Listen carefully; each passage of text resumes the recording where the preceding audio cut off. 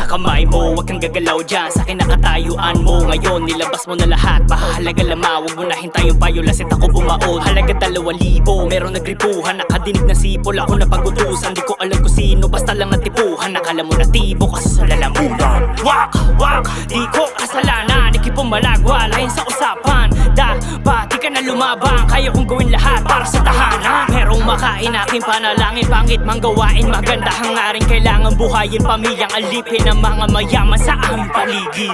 Yan ang buhay na mahirap, madali lang pumatay, bumuhay ang mahirap. Pagkatapos ko mangilak, bibili na ng bigas, kapasyon na ng pilak. Kailangan mo na kumita, hanggang ang pamilya mo sa buhay mo may pitak. Pagka di ka nagsumika, baka di mo naabutan ng araw sumika. Pag-aaral di tapos, kaya kapos sa kaalaman. Habang buhay ikaw, siya ng aming kapalaran. Kapag merong namatay, lalagyan pa na wag tularan. Sa respeto ng limos, kaso kanila tinawanan. Kahit bata na mususok, pipilit ang mga lakal. Pagkatao tinubos, kaso hindi na mabayaran. Iniisip ko lubos kung kailan ba ang kalayaan. Dinadanas kong unos, hindi ko pwede itong hayaan. Kaya mo ilaya ko, di ko si umilaw. Sama daw ako sa lubong bagong taon. Naalala ko siya, rason ba't ako butong. Tapos sa labesa, meron pa silang hamon. Sabi sa akin, saan ko daw ba ako lulong. Nakadinig pa ako ng mura na malutong. Hinintay ko lang yung kasama niya lumingon. Di ko na sinayang magkakataon.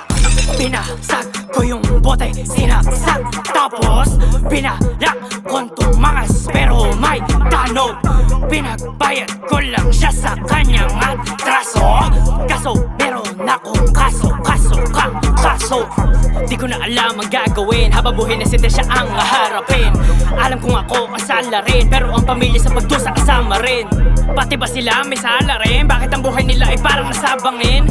Dapat atas lang at pag-isahin, turing nyo sa amin pakiusap o gibahin.